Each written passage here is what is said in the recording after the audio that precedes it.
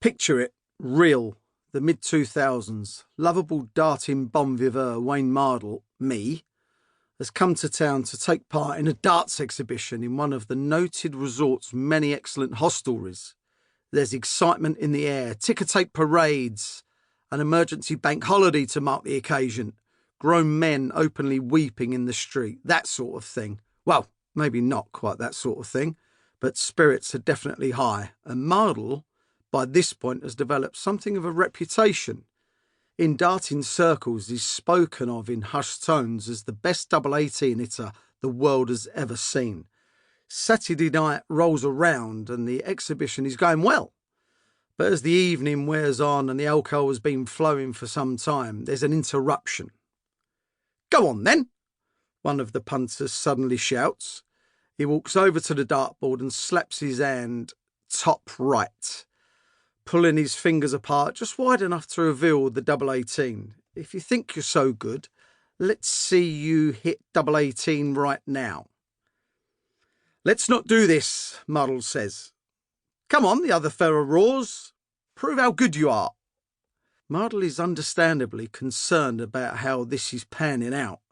"I do miss sometimes," our hero says. "I don't want to hit you. I'm not moving until you do it." Someone starts asking Mardle about personal liability insurance, but by this point, 200 people are gathered around, baying for the future world darts almost champion to work his magic. There's no way out for Mardle, who has no option but to take his shot. He settles into his stance, draws his wrist back and releases the dart, which smashes straight into the fella's index finger. The room falls silent, save for the distinctive, elongated howl of a man whose finger is now pinned to the dartboard. He uses his other hand to pull out the dart. He then walks over to Mardle, hands the dart back, and as he does so, he offers two words: "Thanks, Wayne," and a smile. The evening continues. If you're planning a career in darts, that's the sort of bewildering situation you should be prepared to encounter with alarming frequency. In fact, accidentally popping a dart through a fan's hand is one of the more everyday occurrences of life in the darts lane. Over the years, I've seen things you wouldn't believe. I've seen Phil Taylor's face tattooed on the shoulder of a darts fan. I watched Bobby George's shirts glitter in the dark at the Circus Tavern. Those moments may be lost in time, but in Slinging Arrows, I'll bring you closer than you've ever been, and possibly slightly closer than you ever wanted, to the true experience of life as an international darting specialist.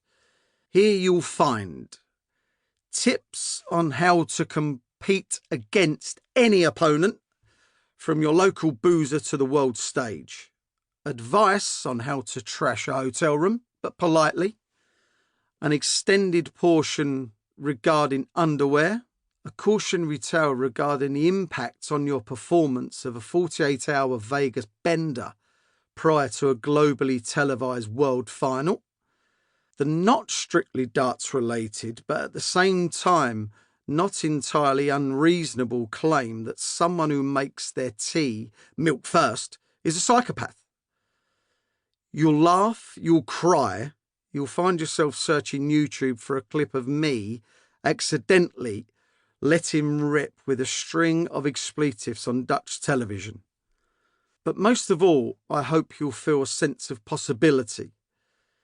There's never a bad time to pick up your first dart, take part in your first tournament, or join your first darts league.